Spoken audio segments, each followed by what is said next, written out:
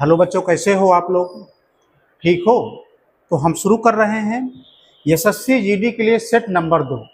हमारा जी योद्धा सीरीज चल रही है, उसका आज कौन सा सेट होगा? सेट नंबर 2 होगा। यह मैथ के लिए बहुत स्पेशल क्लास चल रही है, क्योंकि बच्चा लोग आपका जो पेपर है वो 27 अप्रैल से स्टार्ट है। इसलिए हम पूरा एनालिसिस करके महत्वपूर्ण क्वेश्चन लेके आया हूँ, जो आपको 27 से स्टार्ट हो रहा है उसमें काफ़ी रोल अदा करेगा, इम्पोर्टेंट। ठीक है, तो आप लोग बढ़िया कॉपी और पेन लेकर के जुड़ जाइए। मैं आपको बताया था कि मैं 8 बजे आपको मैं जुड़ूंगा। तो शुरू करें हम। चलो देखते हैं पहला क्वेश्चन।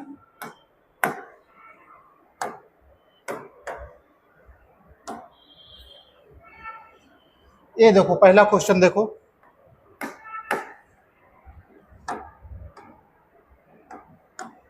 ए अकेले एक काम को 30 दिन में कर सकता है, बी अकेले उसी काम को 60 दिन में कर सकता है। यदि वह दोनों मिलकर 5 दिन काम करें तो काम का कितना भाग शेष रह जाएगा? बहुत इंपॉर्टेंट सवाल है मेरे भाई, बहुत इंपॉर्टेंट सवाल है। देखो, ए अकेले काम को, यानी एक कितना है कार्य, ए अकेले कितने दिन में कर रहा है? 30 दिन में कर रहा है। बी कितने दिन में कर रहा है दोस्त? 60 दिन में कर रहा है। तो सारे बच्चे बताएं, इसका एलसीएम पहले ले लीजिए, क्या होगा?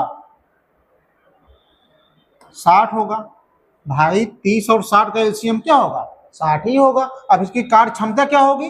कार्य क्षमता कैसे निकालते हैं? 30 में 60 से भाग दोगे, 30 दूना 60 आ गया। 60 में 60 से भाग दोगे, कितना आ गया? 1 आ गया। अर्थात ए की कार्य क्षमता आ गई 2, बी की कार्य क्षमता आ गई 1। ठीक है, अब करें यदि दोनों मिलकर 5 दिन काम करें, दोनों मिलकर, तो मेरे भाई दोनों मिलकर यानी ए और बी, तो ए प्लस बी, तो ए की कार्य क्षमता कितनी है? 2, बी की कार्य क्षमता कितनी है? 1। ठीक है, ये दोनों मिलकर कितने दिन में कर रहे हैं मेरे भाई? 5 दिन में। कोई दिक्कत? तो 2 1 3 गुणे 5 बराबर 15 आ गया। ये आ गया, यानी दोनों मिलकर के 5 दिन में करते हैं। तो ए की कार्य क्षमता 2 है, बी की कार्य क्षमता 1 है, इसको जोड़ करके 5 में गुणा कर दिया, आ गया 15। अब तो काम का कितना भाग शेष रह जाएगा? तो मेरे भाई शेष कार्य कितना होगा? अब शेष कार्य, तो शेष कार्य, टोटल कार्य कितना है? 60 है। ठीक है, और ए बी मिलकर कितना काम किए हैं? 15। इसमें घटा दो, तो 10 में से 5 गए 5, इधर हो गया 5 में से गए 4, कितना आ गया? 45 आ गया। ठीक है, तो कह रहा शेष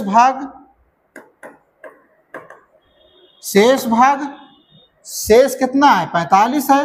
टोटल कार्य कितना है? 60 है। भाई ए और बी मिलकर के 15 दिन तक काम किए, इस शेष कार्य कितना होगा? इस 60 में 15 घटा देंगे, 45 आ गया। कह रहा है कि तो शेष भाग कार्य, तो शेष भाग 45 और बटे टोटल कार्य कितना है? 60।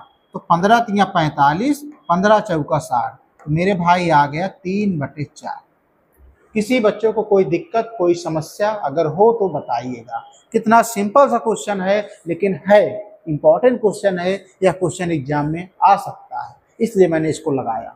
ठीक है, अगर यही मेरे भाई पूछ लेता कि कितने प्रतिशत कार्य हुआ, तो क्या करते? तो प्रतिशत कार्य बताओ क्या होता? 3/4 है, और गुणे अलग से आप 100 से गुणा कर देते। ठीक है, तो 4 दूना 8, 4 पंचे 20, 25 तिया 75%। तो यहाँ पे आप 2 चीज आप निकाल सकते हो मेरे दोस्त। पहला कि शेष कार्य कितना भाग है? 3/4 है। यदि यही पूछ ले कि कितना प्रतिशत कार्य हुआ, तो क्या करते? प्रतिशत कार्य बराबर 3/4 गुणे 100, आप भाग दोगे, सरल करोगे, आ जाएगा 75%। चीजें क्लियर हुई कि नहीं? आगे बढ़े हम, चीजें क्लियर हो गई। चलो क्वेश्चन नंबर हम 2 पे आते हैं। क्वेश्चन नंबर 2 पे, ये भी बहुत ही इंपॉर्टेंट क्वेश्चन है। आप लोग सीरियस होकर के पढ़िए, देखिए 27 अप्रैल को यह क्वेश्चन जरूर आएगा। अभी मैंने यूपीएसआई की सीरीज चलाया था मेरे भाई, उसमें मैंने बहुत सारे क्वेश्चन फंसा दिए थे। मैं पूरा एनालिसिस करके क्वेश्चन डालता हूं, मैं कहीं फिजूल का इधर उधर क्वेश्चन कहीं नहीं लेता हूं। मैं एनालिसिस करके जो क्वेश्चन पेपर में पूछे जाने योग्य क्वेश्चन होते हैं, और अधिकतर पीवाईक्यू मैं आपको बताता हूँ, कि जिससे आपको लाभ हो सके। तो इसलिए आप लोग हमारे वनडे कोचिंग यूट्यूब चैनल पे जुड़ करके सब्सक्राइब कर लीजिए, लाइक कर लीजिए, वीडियो पसंद आए तो आप थंब भी दे दीजिए। ठीक है, देखो क्वेश्चन नंबर 2 क्या है। सबसे छोटी प्राकृतिक संख्या जो 33, 72, 11 और 18 से विभाज्य है वह है। तो मेरे भाई इसमें सबसे छोटी प्राकृतिक संख्या ज्ञात करना है। संख्या दिया है 33, 72, 11 और 18। जब भी इस तरह से कभी दिया हो तो हम ऑप्शन की सहायता लेते हैं। जब भी इस तरह से कभी दिया हो तो हम ऑप्शन की सहायता लेते हैं। कैसे? इसमें कोई भी आप मान लो 72 ले लिया, 72 का गुणनखंड क्या होगा? 9 8 72। दो संख्या हो गई 9 8 72। अब मेरे दोस्त मैं यहाँ पे पहली संख्या ले रहा हूं और इसका मैं डिजिटल सम ऑप्शन लगाऊंगा। ऑप्शन में डिजिटल सम इसके थ्रू मैं इसमें अप्लाई करूंगा। 9 का डिजिटल सम प्रत्येक बच्चा बताए क्या होता है? 9 का डिजिटल सम क्या होता है? मैंने डिजिटल सम पढ़ाया हुआ, मैथ बाय मुकुल सर आप ढूंढोगे यूट्यूब पे, मैं डिजिटल सम आपको पढ़ाया। तो मेरे दोस्त यहाँ पे 9 का डिजिटल सम क्या होता है? ऑप्शन में संख्याओं का योग करके आप 9 से भाग दोगे, जो ऑप्शन 9 से कट जाएगा वही हमारा आंसर हो जाएगा। तो देखो 8 8 16 1 17, 9 से नहीं कटेगा, पूरा पूरा कैंसिल हो गया। 8 3 11 9 20, ये भी नहीं कटेगा भाई। 9 से जोड़ करके 9 से भाग देना है, तभी तो आप डिजिटल सम होता है 9 का। 7 2 9 9 18, एक कट जाएगा। देखो 9 7 16 2 18 बटे 9 से आप भाग दोगे तो 9 दूना 18, यानी 792 9 से पूरी तरह विभाज्य हो गया। तो मेरा आंसर क्या हो सकता है? Option C right answer. किसी बच्चे को कोई दिक्कत? तो सबसे पहले आप इन संख्याओं में 72 मैंने ले लिया, इसका 9 और 72, 9 का आप डिजिटल सम लगा करके ऑप्शन से आप समय बचत करने के लिए कर सकते हैं। आगे बढ़े, चीजें क्लियर हुई कि नहीं? ईमानदारी से बताइए, चीजें क्लियर हो गई कि नहीं? आगे बढ़े हम।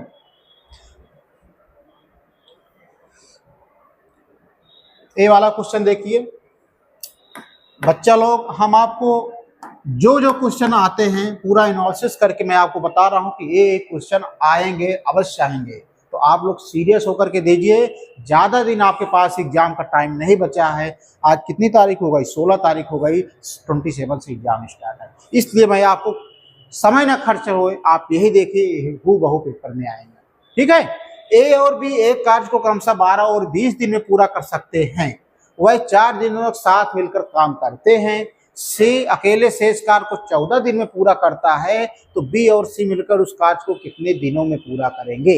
मेरे भाई सबसे पहले देखो ए का कितना है कार्य, कितने दिन में करता है? 12 दिन में करता है। बी कितने दिन में करता है मेरे भाई? 20 दिन में करता है। ठीक है, यही तो करता है। ए कितने कार्य में करता है? 12 दिन में करता है। बी कितने काम करता है? 20 दिन में करता है। तब क्या होगा इसका? बताओ आप लोग, अब क्या होगा इसका? तो इसका लासा निकालो आप। 12 20 का लासा क्या होगा? 60 होगा। चीज क्लियर हुई कि नहीं? तो 12 में 60 से भाग दोगे, कार्य क्षमता कितनी आएगी? ए की कार्य क्षमता कितनी होगी? आप 60 में 12 भाग दो, 12 5 60।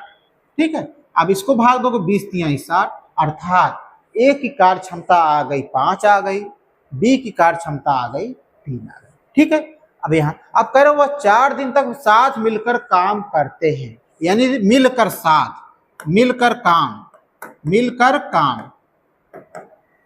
कौन? ए प्लस 5, 5 3 8, कितने दिन तक काम करते हैं भाई? 4 दिन तक। तो 8 चौक 32।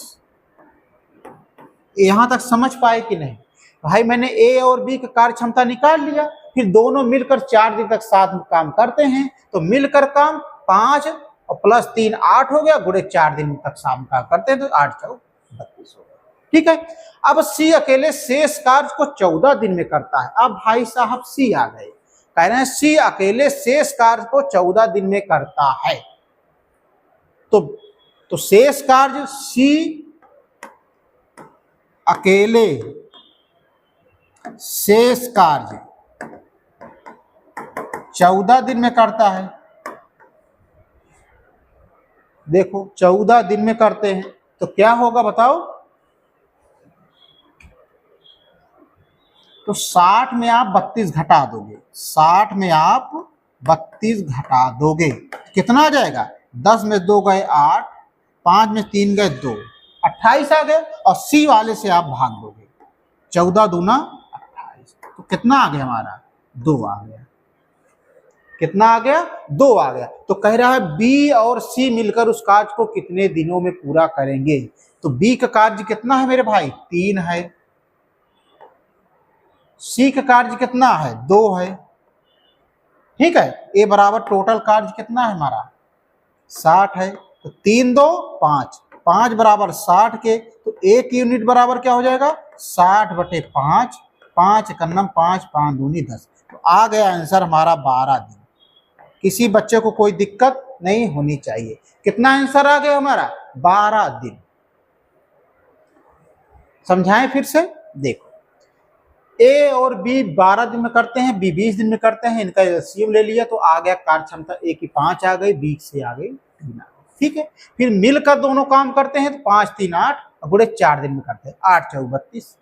ठीक है, तो अब इनका शेष कार्य निकाल लो, तो 60 में 32 घट जाएगा, 28 आ जाएगा। लेकिन यहीं पे सी अकेले 14 दिन में काम पूरा करता है, तो सी का काम कितना हो जाएगा? यानी 28 में हम, देखो 28 में हम 14 से भाग दे देंगे, सी अकेले 14 दिन में करता है, हमारा शेष कार्य 28 दिन है, तो 14 दूनी 28 यानी 2 आ गया। अर्थात हमें ए का भी कार्य क्षमता मिल गई, बी की भी कार्य क्षमता मिल गई और सी की भी कार्य क्षमता मिल गई 2। और पूछ रहा है बी और सी मिलकर उस कार्य को कितने दिनों में पूरा करेंगे। तो मेरे भाई बी का काम कितना है? कार्य क्षमता 3 है, सी के कितना निकाले हो? 2, दोनों जोड़ करके बराबर टोटल कार्य के लगा दो, टोटल कार्य 60 है, तो 1 यूनिट का मान निकालो, तो 1 यूनिट का मान कितना आ गया? 12 दिन। इस प्रकार 12 दिन में बी और सी मिलकर कार्य को पूरा करें। चीजें क्लियर हुई कि नहीं? ईमानदारी से बताइए। अगर वीडियो पसंद आ रहा हो तो आप वीडियो को लाइक और सब्सक्राइब जरूर करिए। आगे बढ़े हम, चलो ये वाला क्वेश्चन देखिए, ये वाला क्वेश्चन देखिए, बहुत इंपॉर्टेंट क्वेश्चन है मित्र। 3:4। देखिए थोड़ा इसमें मिस्टेक हो गई हिंदी वाले में, आप इंग्लिश वाले देखिए। अगर जैसे हिंदी में अगर मिस्टेक रहती है तो आप ओरिजिनल पेपर में जब आप देने जाते हो तो हमेशा इंग्लिश को ही प्रेफर किया करो, इंग्लिश वाला हमेशा सही मान होता है। तो ठीक है, तो 2:3, 5:7, 3:4, 5:9। तो कह रहा है इनमें सबसे छोटा अनुपात क्या होगा? इनमें सबसे छोटा अनुपात क्या होगा? तो मेरे दोस्त सबसे पहले अनुपात क्या है? 2:3 है। ठीक है, 5:7 है, और है 3:4 है, और क्या है? 5:9 है। कह रहा है इनमें सबसे छोटा अनुपात ज्ञात करो। तो मेरे दोस्त सबसे पहले अनुपात में दिया है, आप इसको भिन्न में बनाओ, हमेशा आप इसको भिन्न में बनाओ। तो भिन्न में कैसे बनाओगे? 2/3, ठीक है, 5/7, 3/4, 5/9। अब जब ए भिन्न में बन जाए तो आप क्या करो? इसको दशमलव में बनाओ, दशमलव में बनाओ। दशमलव बनाने के लिए क्या करोगे? 3 में अगर 2 से भाग दोगे तो क्या आएगा? 0.318, 318 लगभग 0.66 आएगा। ठीक है, अब इसको इसी तरह बनाओ, तो 0.749 और 7 दूनी 14। ठीक है, अब इसको बनाओ 0.4728, 4 5 20। ठीक है, अब 5 में 9 से भाग दोगे 0. कितना बार जाएगा? 9 5 45 और 9 5 45। इस तरह से हमने अनुपात को भिन्न में बनाया, भिन्न को हमने दशमलव में बनाया। अब हम यहाँ से ज्ञात कर सकते हैं कि सबसे छोटा अनुपात कौन सा होगा। तो मेरे भाई दशमलव में सबसे छोटी संख्या कौन सी है? ए है कि नहीं? अब इसका कौन सा भाग है? 5/9। तो 5/9 किसका है? 5:9। चीजें सरल हैं कि नहीं? चीजें सरल हैं कि नहीं? आप लोग समझ पाए कि नहीं? आप लोग ईमानदारी से बताइए, समझ पाए कि नहीं? तो सबसे छोटा अनुपात क्या है मेरे भाई? यहाँ पे 5:9। Option D is right answer, option D is right answer. आगे बढ़े, चलो अगला क्वेश्चन देखिए। ये क्वेश्चन बहुत इंपॉर्टेंट है, यह क्वेश्चन बहुत इंपॉर्टेंट है, इसको आप डबल स्टार दे दीजिए। रीमा ने 153 कुर्सियां बेची और उसे 78 कुर्सियों के विक्रय मूल्य के बराबर लाभ हुआ, तो उसका लाभ प्रतिशत ज्ञात करो। मेरे भाई बहुत मजेदार क्वेश्चन है। तो सबसे पहले एसपी कितना दिया है, एसपी दिया है 153, कुर्सियां बेची 153 और 78% विक्रय मूल्य के बराबर लाभ हुआ, तो क्रय मूल्य क्या होगा, तो सीपी क्या होगा, जो लाभ वाला है इसी 153 में 78 घटा दोगे भाई, 153 से ही निकल के तो 78 गया है, तो 153 माइनस 78, तो कितना आ जाएगा, 13 में 60 गए 5, इधर हो गया कितना, 14 में 7 गए 7, यानी हमारा सीपी आ गया 75। ठीक है, अब कह रहा है लाभ प्रतिशत, तो लाभ प्रतिशत बच्चे बताओ क्या होगा, लाभ प्रतिशत क्या होगा, जो लाभ है, लाभ क्या हुआ है 78%, भाई 78 कुर्सियों के विक्रय मूल्य के बराबर लाभ हुआ है, तो 78 लाभ हुआ है। हमेशा सीपी यानी क्रय मूल्य नीचे रहता है, तो क्रय मूल्य क्या निकल के आया 75, किस पे 100 पे, यही तो हुआ, यही हुआ लाभ बटे क्रय मूल्य गुणे 100, 25 चौका 100, 25 तिया 75, 3 से इसको काटो, 3 दूना 6, 3 छंग 18, 4 छंग 24, 4 दूनी 8 दूई 10, 104%। यही हमारा आंसर आ जाएगा। किसी बच्चों को कोई दिक्कत नहीं होनी चाहिए, a option C is right answer, option C is right answer. चीजें समझ पाए कि नहीं, सबसे पहले विक्रय मूल्य दिया था एसपी, 78 कुर्सियां विक्रय मूल्य के बराबर लाभ हुआ, तो यानी हमें कास्ट क्रय मूल्य चाहिएगा, विक्रय मूल्य से लाभ घटा दिए तो आ गया हमारा क्रय मूल्य आ गया। अब पूछ रहा है सवाल में लाभ प्रतिशत, तो लाभ प्रतिशत बराबर क्या होता है, लाभ बटे क्रय मूल्य गुणे 100, लाभ कितना हुआ है 78%, 78 ही लाभ हुआ है, किस पे क्रय मूल्य 75 गुणे 100, काट दिया तो हमारा आ गया 104%।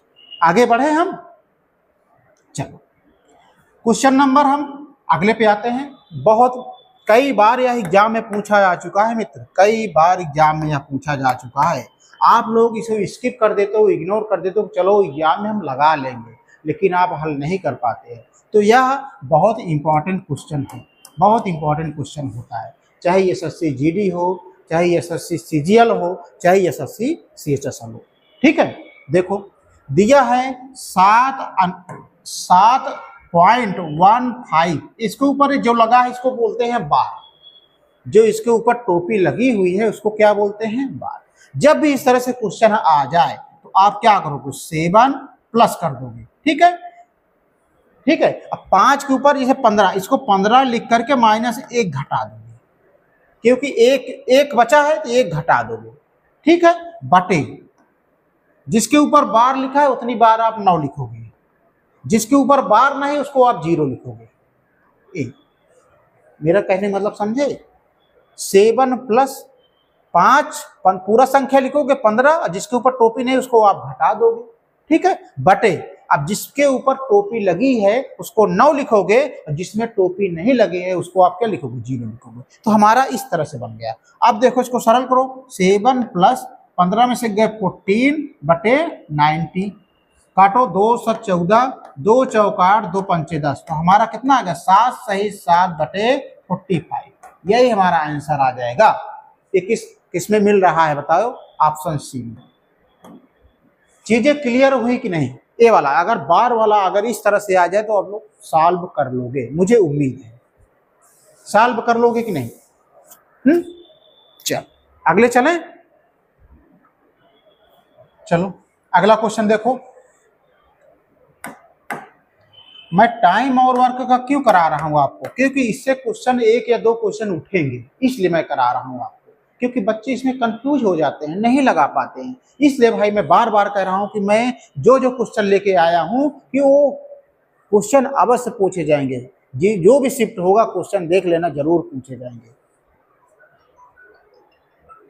ठीक है, चलो एक्स अकेले एक काम को 15 दिन में कर सकता है, वाई अकेले उसी काम को 30 दिनों में कर सकता है। ठीक है, एक्स वाई और जेड मिलकर उस काम को 9 दिनों में करते हैं। देख लो छिपा हुआ है, 9 दिनों में का पूरा कर सकते हैं। तो पूछ रहा है जेड अकेले उस काम को कितने दिनों में पूरा करेगा।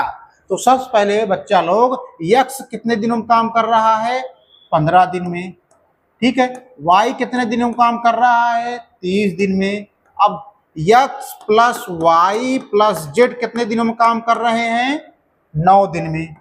एक इतना बन गया है कि नहीं, यही तो पूछ रहा है, यही तो कह रहा है सवाल में। अब इनका क्या निकालते हैं, सारे बच्चे बताएं। एलसीएम क्या होगा, 15 15 30 9 का एलसीएम होगा 90। अब हम सबकी कार्य क्षमता निकालते हैं। तो 15 में 90 भाग दोगे, 15 छक्का 90, 30 में 90 भाग दोगे, 30 तिहाई 90, 9 दहम्मा 90। ठीक है, अब देखो एक्स की कार्य क्षमता कितनी आ गई, 6 आ गई। वाई की कार्य क्षमता कितनी आ गई, 3 आ गई। जेड की कार्य क्षमता कितनी होनी चाहिए, टोटल मिलाकर के 10 है कार्य क्षमता। तो 6 एक्स हो गई, वाई 3 जो 6 3 9, तो कितना बचा, 1। तभी तो 10 पूरा होगा। यानी जेड की जो कार्य क्षमता है 1 है। ठीक है, तो कह रहा है जेड अकेले उस काम को कितने दिनों में पूरा करेगा। तो जेड की कार्य क्षमता 1 यूनिट बराबर कितना दिया टोटल कार्य, 90 की। यही हमारा आंसर आ जाएगा। यानी जेड 1 दिन में काम करेगा 90, उसका 1 दिन का जो है 90 दिन में, यानी वो 90 उसका आंसर आ जाएगा। चीजें क्लियर हुई कि नहीं। देखो यहीं से मैंने कंफ्यूज आपको दूर कर दिया, क्योंकि X plus Y plus Z की कार्य क्षमता 10 है। ठीक है, तो एक्स का 6 आ गई है, वाई की 3 आ गई, तो मेरे भाई टोटल 10 होना चाहिए। तो इसमें कितनी कमी पड़ रही है, 1 की तो कमी पड़ रही है। यानी जेड की जो कार्य क्षमता है 1 है, इस 1 यूनिट की मान कितना है, 90, अर्थात जो आंसर आएगा वो 90 है। चीजें आसान है कि नहीं। अगर चीजें आसान लग रही हूँ, आसान बनाया हूँ मेरे भाई, मेहनत करता हूँ इस पर, समझ रहे हो कि इस पर मेहनत करके आप लोगों के लिए एनालिसिस करता हूँ कि कौन कौन से क्वेश्चन पूछे जा सकते हैं, चाहे रेलवे ग्रुप डी हो, चाहे रेलवे एसएससी हो, चाहे एसएससी हो, चाहे एसएससी जीडी हो, चाहे यूपी कांस्टेबल हो। मैं एनालिसिस करके एक एक क्वेश्चन को आपको बताता हूँ, शॉर्टकट बताता हूँ, शॉर्ट ट्रिक बनाता हूँ, तब आपको मैं बताता हूँ। तो आपको वीडियो पसंद आ रहा हो तो वीडियो आप लाइक कर लो, सब्सक्राइब कर लो। ठीक है, आगे चले, चलो अगले प्रश्न पे आते हैं।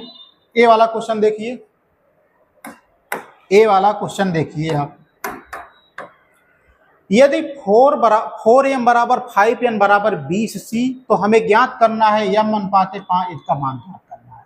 तो देखो बच्चा लोग, सबसे पहले मैं आपको बहुत अच्छे तरीके बता रहा हूँ। 4m बराबर दिया है 5n दिया है कि नहीं, तो हम इसका m बटे n निकालेंगे तो क्या हो जाएगा, m के सामने क्या है, 5 है, और n के सामने क्या है, 4। इस तरह से m बटे n बराबर आ गया 5 बटे 4। यहाँ पे कोई दिक्कत नहीं। ठीक है, इसी प्रकार 5n बराबर इसको बराबर कर लेते हैं, 5n बराबर 20c के बराबर कर लेते हैं। तो n बटे c क्या हो जाएगा, 20 बटे 5। ठीक है, काट दो, 5 चौक 20, यानी n बटे c बराबर आ गया 4 बटे 1। यहाँ कोई दिक्कत नहीं होती। अब हमें ज्ञात करने के लिए कह रहा है, ज्ञात करने के लिए कह रहा है m अनुपाते c। ठीक है, तो हम m और n का मान इधर से लेंगे। तो m का मान कितना है 5, n का मान कितना है 4। यहाँ जब कुछ नहीं मानो तो हम डब्बा मेथड लगा देंगे। बताया था मैंने अनुपात में कि जब जहाँ कुछ ना हो वहां पे आप डब्बा लग दो। ठीक है, अब n और c कितना दिया है, n के सामने कितना दिया 4, इससे लेंगे, और c का मान कितना दिया 1, लेकिन यहाँ पे नहीं मालूम है तो यहाँ पे हम डब्बा लगा देंगे। ठीक है, अब जब डब्बा लगाते हैं तो डब्बा के सामने वाली जो संख्या रहती है वही लिख देते हैं। तो यहाँ पे क्या लिखेंगे 4, यहाँ पे क्या लिखेंगे 4। अब गुणा करो, 5 चौक 20, 4 चौक 16, 1 चौके 4। ठीक है, अब काट दो, 4 एक 4, 4 चौक 16, 4 पंचे 20। तो हमारा अनुपात आ गया 5 अनुपाते 4 अनुपाते 1। यही हमारा अनुपात होगा। m अनुपाते n अनुपाते c बराबर हो जाएगा 5 अनुपाते 4 अनुपाते 1। कौन सा ऑप्शन मिल रहा है, option B is right answer, option B is right answer. तो मेरे भाई आपको यहाँ पे दिक्कत नहीं होनी चाहिए, चीजें आसान है, मैंने आसान तरीके से आपको बता दिया हूँ, कोई दिक्कत नहीं होनी। आगे बढ़े, ये वाला क्वेश्चन देखिए, ये वाला बहुत इंपॉर्टेंट क्वेश्चन है। ठीक है, किसी वस्तु को 2200 रुपए में बेचने पर जो लाभ हुआ वही हानि उसे 1800 रुपए में बेचने पर हुई। ठीक है, यदि वस्तु को 2050 रुपए में बेचा जाए तो लाभ या हानि प्रतिशत क्या होगा। तो मेरे दोस्त यहाँ पे 2200 रुपए है, ठीक है, बेचने पर उसे जो लाभ हुआ वही हानि उसे 1800 रुपए बेचने पर हुई। इसका मतलब आपको कॉस्ट प्राइस ज्ञात करना है। 2200 रुपए बेचने पर लाभ हुआ, वही हानि 1800 रुपए बेचने पर हुई। इसका मतलब बराबर है। जब बराबर है दोनों वैल्यू तो हम उसका सम निकाल लेते हैं। मतलब सम का मतलब होगा 2200 प्लस 1800 बटे 2। ठीक है, ये 4000 बटे 2 आ जाएगा टोटल 2000। ठीक है, 2000 का। अब कह रहा है यदि वस्तु को 2050 रुपए में बेचा जाए, यानी एसपी कितना दिया है 2050 रुपए। ठीक है, 2050 रुपए में बेचा जाए तो लाभ या हानि बताओ क्या होगा। तो हमारा सीपी कितना आया है 200 और एसपी कितना है 2050, तो लाभ क्या होगा हमारा 2050 में हम 2000 ये घटा देंगे, हमारा लाभ निकल आएगा 0.5। तो लाभ हुआ है, तो लाभ प्रतिशत बराबर क्या होगा, लाभ बटे क्रय मूल्य कितना है 2000 गुणे 100। यही तो होता है फार्मूला, यही तो होता है। लाभ प्रतिशत बराबर होता है लाभ बटे क्रय मूल्य गुणे 100। ठीक है, 2 से 0 काट गया, 1 0 0 काट दो, कितना आया 5 बटे 2। इसका मतलब 2 दूना 4, 2 पंचे 10। 2.5% प्रॉफिट हुआ। फिर से समझो, 22 रुपए कोई चीज बेचने पर लाभ हुआ, वही 1800 बेचने पर भी हुआ। 22 रुपए बेचने पर उसे लाभ हुआ, वही हानि 1800 बेचने पर हानि हुई। इसका मतलब क्रय मूल्य, तो क्रय मूल्य बीच में है, तो इसका आप इस तरह से रहे, जब लाभ और हानि बराबर रहे तो उसका आप सम निकाल दो। तो सम निकालता आ गया 2000, अर्थात हमने क्रय मूल्य निकाला। क्रय मूल्य कितना आ गया 2000। अब विक्रय मूल्य दिया है 2050 के, तो लाभ कितना हुआ, विक्रय मूल्य से क्रय मूल्य घटा दोगे तो 50 रुपए लाभ हुआ। अब कह रहा है लाभ प्रतिशत ज्ञात करो, तो लाभ प्रतिशत का फार्मूला क्या होता है, लाभ बटे विक्रय मूल्य गुणे 100। हमारा आंसर आ जाएगा 2.5। आगे बढ़े, समझ पा रहे हो कि नहीं, आप लोग समझ पा रहे हो तो आप थंब लगाइए जरूर। हम आगे बढ़ते हैं। ये वाला क्वेश्चन देखिए, ये वाला क्वेश्चन देखिए, 2 की पावर 2 कह रहा फाइंड द एलसीएम, हमें एलसीएम निकालना है। दो संख्याएं दिया है, 2 की पावर 2 गुणे 3 की घात 5 गुणे 7 की पावर 3 एंड, और 2 की पावर 4 गुणे 3 की पावर 4 गुणे 7 की पावर 1 बराबर एलसीएम। तो बच्चा लोग जब एलसीएम ज्ञात करना हो दो संख्याओं का, तो हम सबसे बड़ी बड़ी पावर को उठाते हैं। तो इसमें 2 की पावर 2 है, इसमें 2 की पावर 4 है, तो बड़ी पावर क्या होगी 2 की पावर 4। ठीक है, अब 3 कंपेयर करते हैं, इसमें 3 की पावर 5 है, इसमें 3 की पावर 4 है, तो सबसे बड़ी संख्या कौन सी है, ए है, 3 की पावर 5 गुणे। अब 7 को कंपेयर करेंगे, 7 की पावर 3 है, इसमें 7 की पावर 1 है, तो बड़ी संख्या लेना है, तो 7 की पावर 3। अब देखो कहीं ऑप्शन में मिल रहा है, 2 की पावर 4, 3 की power 5, option D is right answer. तो हमारा एलसीएम निकल के आया, ए आ गया। तो समझ गए कैसे एलसीएम निकलता है। जब घात में संख्याएं दी हो तो एलसीएम निकालने के लिए हम बड़ी घात को उठाते हैं दोनों संख्याओं।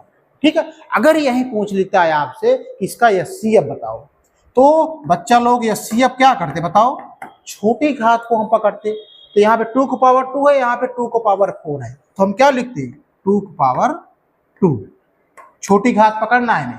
से 3 की पावर 5 है, यहाँ पे 3 की पावर 4 है, तो 3 की पावर 4, 7 पावर 3 है, वहाँ पे 7 पावर 1 है, तो 7 पावर 1, तो हमारा ये क्या आ जाता है, ये CF। ठीक है, तो हमने आपको इस सवाल में एलसीएम निकालना बता दिया और एचसीएफ निकालना बता दिया।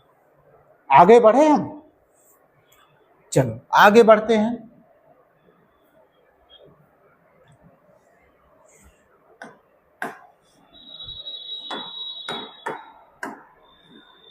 एक महिला के पास 1 रुपए 50 पैसे और 25 पैसे के 480 सिक्के हैं, ठीक है, और सिक्कों का मूल्य 2:3:4 है। सभी सिक्कों के मूल्यों की संख्या ज्ञात करो। बच्चा लोग बहुत इंपॉर्टेंट क्वेश्चन है, बहुत इंपॉर्टेंट क्वेश्चन है, ठीक है। तो सबसे पहले टोटल सिक्के कितने हैं, 480, ठीक है। ये कितने में बटे हैं, 1 रुपए में बटे हैं, और 50 पैसे में बटे हैं, और 25 पैसे में बटे हैं, ठीक है। इनका जो सिक्कों का मूल्य, ये मूल्य दिया है 2:3:4, तो कह रहा है सिक्कों का मूल्य अनुपात है ना, सभी सिक्कों का कुल मूल्य ज्ञात करो, कुल मूल्य ज्ञात करना है। तो मेरे भाई यहाँ पे संख्या पहले ज्ञात करो। क्या ज्ञात करो, संख्या। जब मूल्य दिया है तो हमें संख्या ज्ञात करना पड़ेगा। अब बताओ ये रुपए में है, ये पैसे में है, तो हमें पैसे को रुपए में चेंज करना है।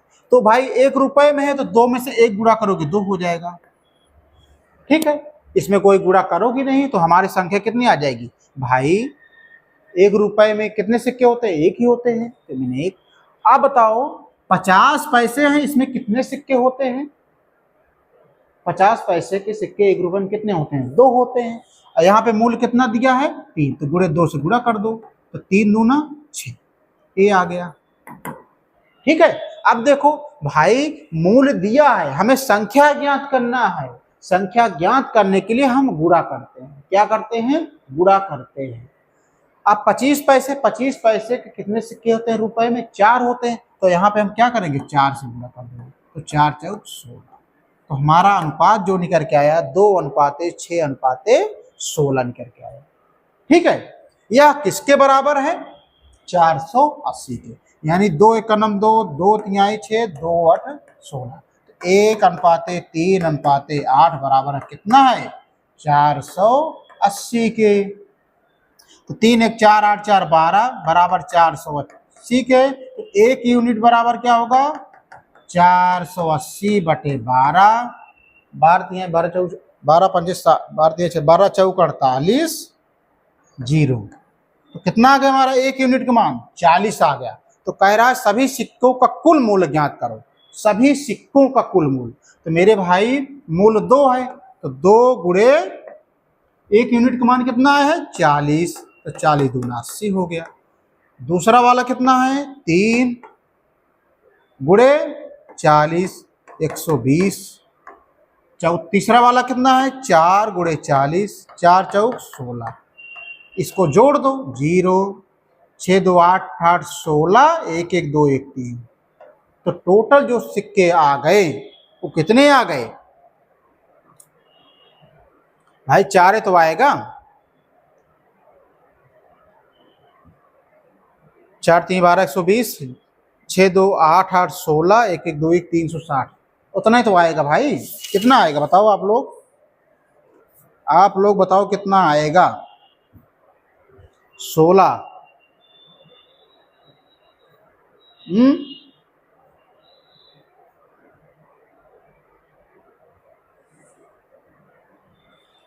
आप लोग बताओ कितना आएगा मेरे भाई,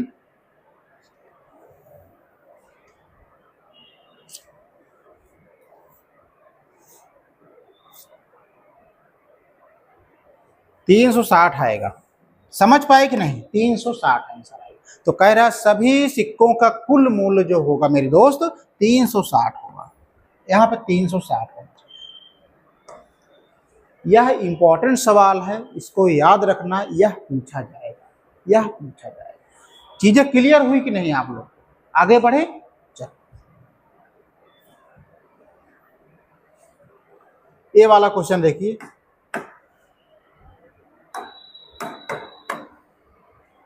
एक कक्षा में क्रमशः 42 और 28 विद्यार्थियों के दो समूह ए और बी हैं। यदि समूह ए का औसत भार 25 किलोग्राम और समूह बी का औसत भार 40 किलोग्राम है, तो पूरी कक्षा का औसत भार क्या होगा? गजब सवाल है। तो मेरे दोस्त, दो समूह हैं ए और बी, ए है बी है, ठीक है। इनका औसत भार दिया है 42 दिया है और कितना दिया है 28, ठीक है। ए का औसत भार दिया है 42, बी का औसत भार दिया है 28 दिया है, ठीक है। अब इनको सरल कर लो, 14 तिरिक 42, 14 दूनी 28, ठीक है। अब कह रहे हैं समूह ए का औसत भार, ए का औसत भार कितना दिया है 25, ठीक है, और समूह बी का औसत भार दिया है 40। तो कह रहा है तो पूरी कक्षा का औसत भार क्या है? पूरी कक्षा का यानी ए और बी का। तो क्या करोगे, 25 तिया 75, 40 दूना 80, तो कुल औसत भार, यही पूछ रहा है कि कुल औसत भार, तो क्या होगा 75 प्लस 80, 75 प्लस 80। अब क्या करेंगे बताओ,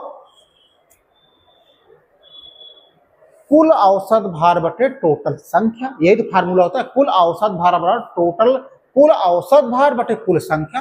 कुल संख्या क्या है 3 और 2, 3 और 2, यही तो है। तो जोड़ो, 5 8 7 15, 3 2 5, तो 5 3 15, 5 1 5। तो मेरा दोस्त जो टोटल औसत भार आ गया 31 kg आ गया। Option B is right answer, option B is right answer. चीजें समझ पाए कि नहीं, सरल है कि नहीं? जब सरल हो तो आप थंब और लाइक सब्सक्राइब करना है, ये आपका सब्सक्राइब लाइक में कंजूसी नहीं है मेरे भाई, ये समझ लीजिए। आगे बढ़े, चलो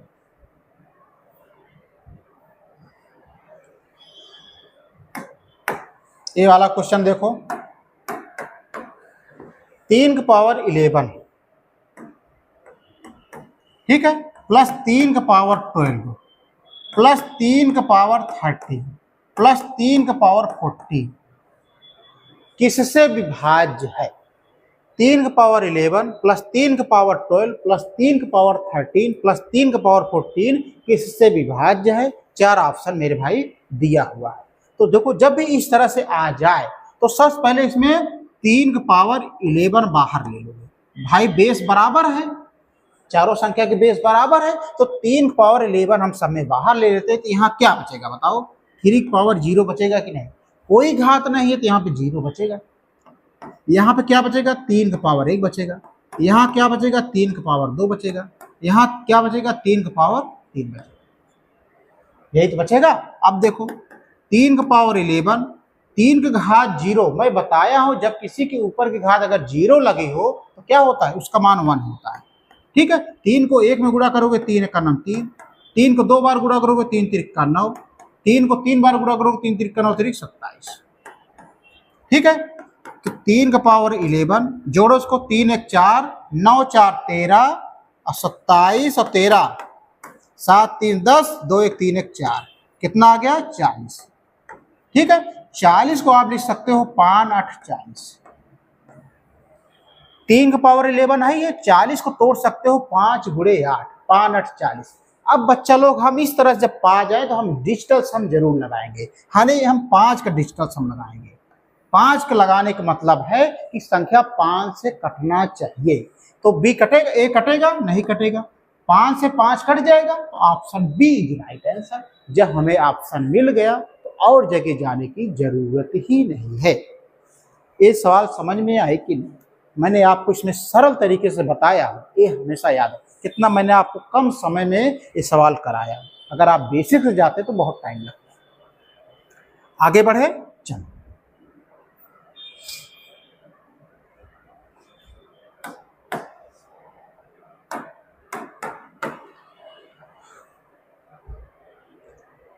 ये बहुत इंपॉर्टेंट क्वेश्चन है। ये 27 अप्रैल को जो एग्जाम है इसमें आएगा, जरूर आएगा, याद रखना, बहुत इंपॉर्टेंट क्वेश्चन है। मैं आपको बता रहा हूँ, मैं दावा कर रहा हूँ कि यह क्वेश्चन पूछा जाएगा कोई भी शिफ्ट में, ठीक है।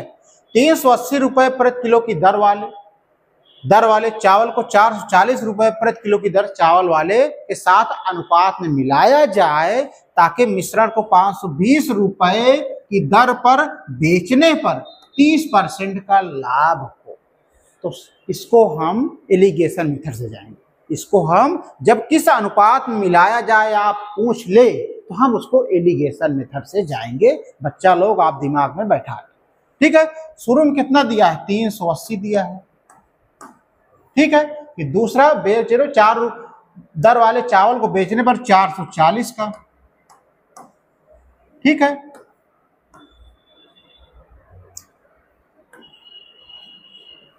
यही तो पूछ रहा है, 380 को, दूसरा बेचने पर 440 को। अब यहाँ पे हमें मूल्य ज्ञात करना है। तो कह रहा है किस अनुपात में मिलाया जाए ताकि मिश्रण को 520 रुपए प्रति किलो की दर पर बेचने पर 30% का लाभ हो। मेरे भाई 30% का लाभ हो यानी 100 रुपए रहा होगा तभी 30% बढ़ा है। तो यानी 100 प्लस 30% यानी 130% बराबर कितने दिया है? 520 रुपये दिया है।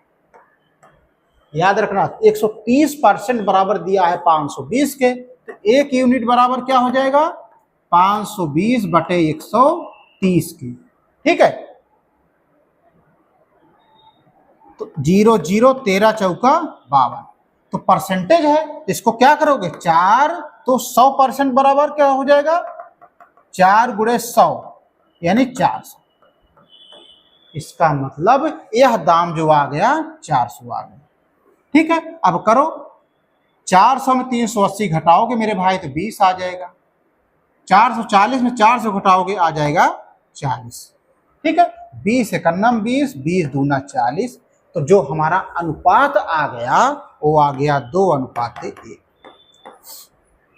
इस तरह से सवाल लगेगा, बहुत इंपॉर्टेंट सवाल है। तो बच्चा लोग आपको ये वाला मान निकालने के लिए एक चीज याद रखना, 520 रुपए प्रति किलो की दर पर बेचने पर 30% का लाभ हुआ। तो बहुत सारे बच्चे क्या करते हैं, 520 का 30% निकाल लेते हैं। ऐसा मत करना। 30% का लाभ हुआ इसका मतलब 100 रही होगी तभी 30% बढ़ा है। तो 130% बराबर दिया है 520 को। तो 1 यूनिट बराबर क्या हो जाएगा? 4 का हो जाएगा। तो 100% बराबर क्या हो जाएगा? 400। इसका मतलब 400 आया। अब चीजें घटा दो तो अनुपात हमारा आ गया 2:1। ठीक है, बहुत इंपॉर्टेंट क्वेश्चन है।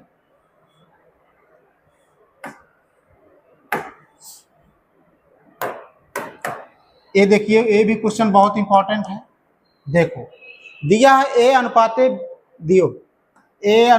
ब्रैकेट में बी प्लस सी बराबर दिया है मेरे भाई 2:5। ठीक है, फिर दिया है सी अनुपाते बी प्लस ए बराबर दिया है 3:1। ठीक है, तो हमें ज्ञात क्या करना है? हमें बी अनुपाते सी प्लस ए का मान ज्ञात करना है। देखो ये कैसे करोगे? जब इस तरह से दिया हो कुछ नहीं करोगे, 5 2 7, ठीक है, 8 3 11। अब ऐसा क्या करो कि ये दोनों जोड़ बराबर हो जाए। बराबर करने के लिए क्या करोगे आप? इसमें 11 से गुणा कर दो, इसमें आप 7 से गुणा कर दो। ठीक है, तो क्या हो जाएगा? 11 दूनी 22, 11 पचे 55 बराबर 11 सते 77। अब फिर गुणा करो 7 से, 7 3 21, 7 8 56 बराबर 77 के। ठीक है, तो अब क्या ज्ञात करने के लिए? बी अनुपाते सी प्लस ए, यही पूछ रहा है। तो ध्यान से देखना, ए अनुपाते बी अनुपाते सी क्या होगा? आप एक चीज बताओ। ये देखो ए है, ए किसका मान है? ए का, 22 लिख दिए। ठीक है, ए किसका मान है? सी, ए इसका मान है 21 आ गया। लेकिन बी नहीं मालूम है, बी नहीं मालूम है। तो बी कैसे ज्ञात होगा? 2 1 3, 2 2 4। इसका टोटल मान कितना आया है? बराबर 77 का। तो 77 में आप 43 घटा दोगे, 7 में 3 गए 4, 7 में 4 गए 1, यानी आ गया 14। तो इस प्रकार हमें ए का भी मान मिल गया, बी का भी मान मिल गया, सी का भी मान मिल गया। अब इनकी वैल्यू हम इसमें रख दें और मान ज्ञात कर लें। तो मेरे बच्चा लोग बी का मान कितना है 14 है, सी का मान कितना है 21 है, ए का मान कितना है 22 है। जोड़ो 14:2 1 3 2 2 4। तो हमारा आंसर जो आ जाएगा 7 में 3 गए 4, 7 में 4 गए 3, 34 आएगा। यहाँ पे आएगा 34। ठीक है, तो हमारा जो आंसर आया बी अनुपाते ब्रैकेट में सी प्लस ए, वो आ गया 34:43। Option C is right answer. किसी बच्चों को कोई दिक्कत, कोई समस्या? बच्चा लोग यह सीरीज जो चल रही है बहुत इंपॉर्टेंट सीरीज है, आप इसको इग्नोर मत करना। ये वीडियो पूरा देखना। मैं टोटल 15-15 सेट करा रहा हूं। मैं वादा किया हूं आपको कि मैं 10-10 सेट कराऊं, 10 सेट कराऊंगा आपको, 27 से पहले मैं समाप्त कर दूंगा। ये सारे क्वेश्चन आपको कहीं ना कहीं एसएससी जीडी में जरूर मिलेंगे। अब मिलते हैं कल इंपॉर्टेंट क्वेश्चन के साथ। दीजिए जय हिंद।